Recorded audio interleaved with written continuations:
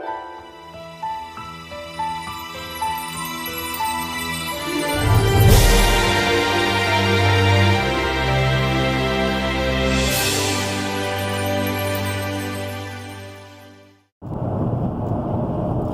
this is Chris. Isn't that an awesome intro?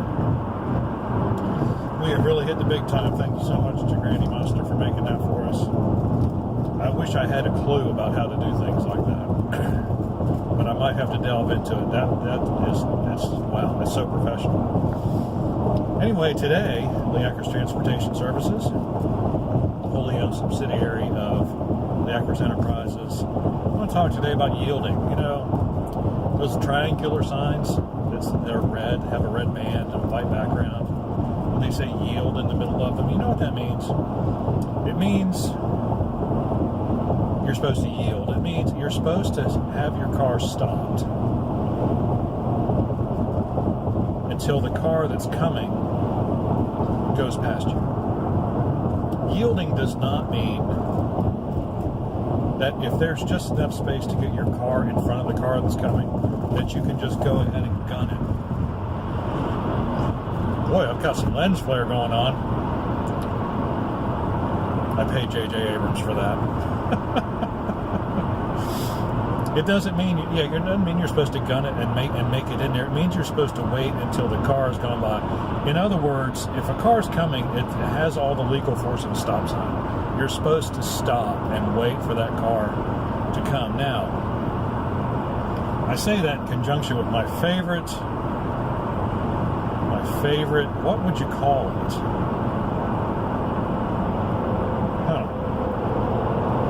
Let's call it road. I don't even know what you call that. Anyway, you have intersections and then you have roundabouts, right? Road feature, I guess that's close enough. Roundabouts require you to yield if there's a car in the roundabout. Now, obviously, I think a little common sense is in order. Like, if you're at a standard roundabout and you have four incoming lanes of traffic, well, and then 4 outgoing lanes of traffic too, of course, right? 4 2-lane roads coming into a roundabout. And let's just assume they're all 90 degrees apart, because that's the way it usually is.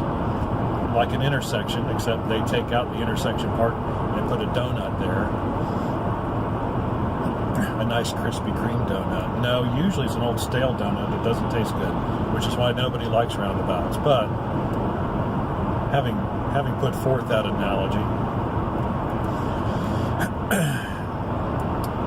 so you're coming in, let's say you're coming in at 6 o'clock, and there's a car at 9 o'clock. You're supposed to wait for that car. If he's coming around the roundabout, you should wait for that car. Because roundabouts aren't all that big anyway. He's going to be there in a second. Is it really, worth causing an accident to gun it and get in there? Now, if the other car is just coming in, or is in the roundabout, or is just coming into the roundabout at either 12 o'clock or 3 o'clock, then, yeah, you've got plenty of time to ease your car out there. That's fine. But if he's reached that 9 o'clock position, and you're coming in at the 6 o'clock position, you need to wait. That's just kind of a basic rule of thumb. The other thing that needs to be happening at roundabouts, and, I'm somewhat of a roundabout expert because, well, I've driven in Europe.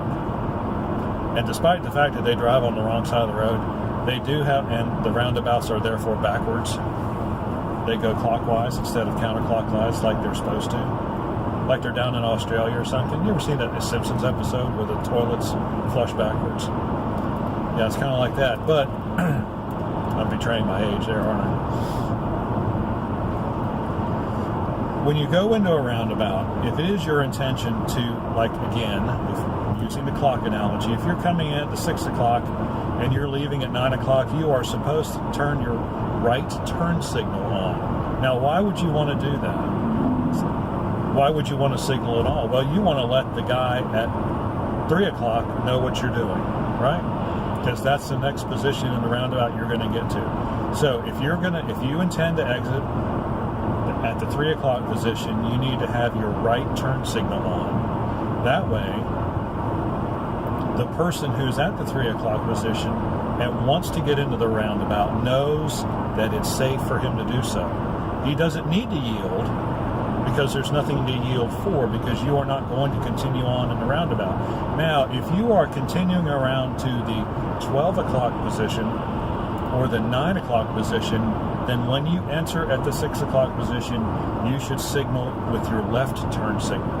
That way, the people at the 3 o'clock position know that you are going to continue, and they know that they are supposed to yield to you.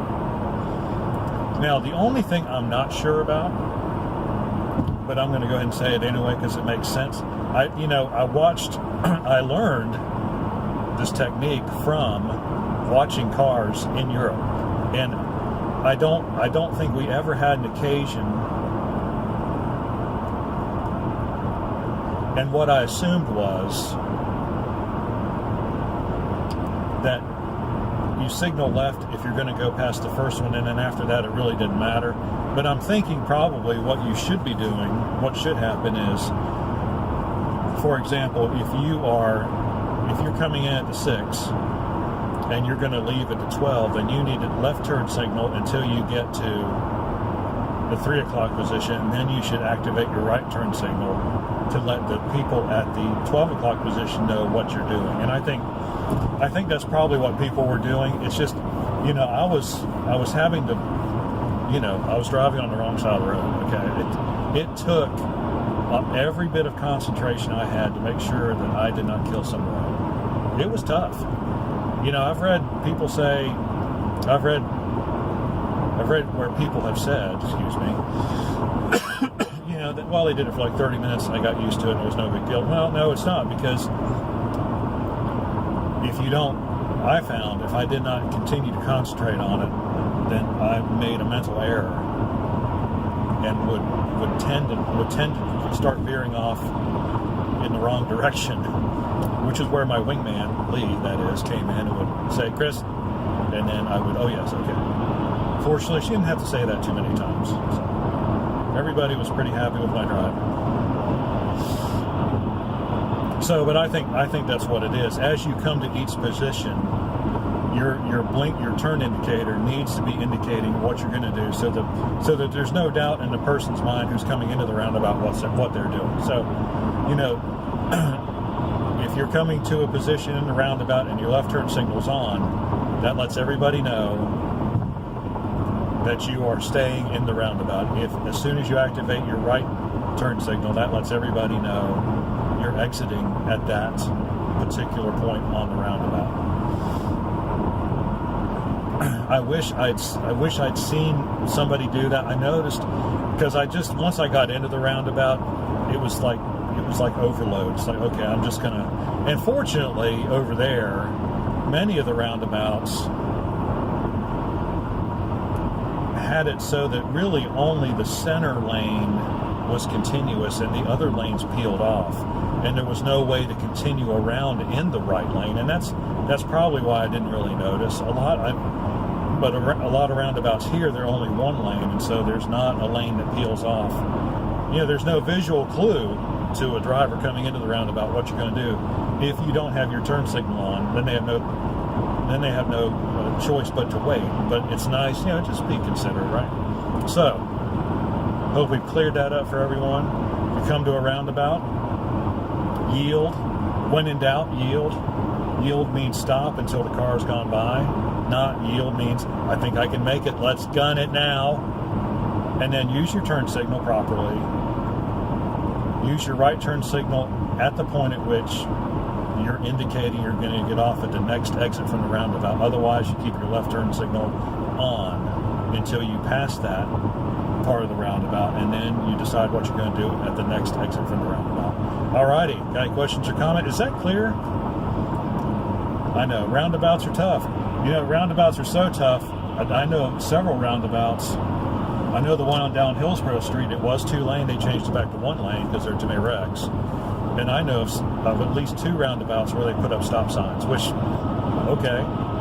I'm so glad we built this roundabout, so now we can have a 4-way stop. We could have just had a 4-way stop anyway.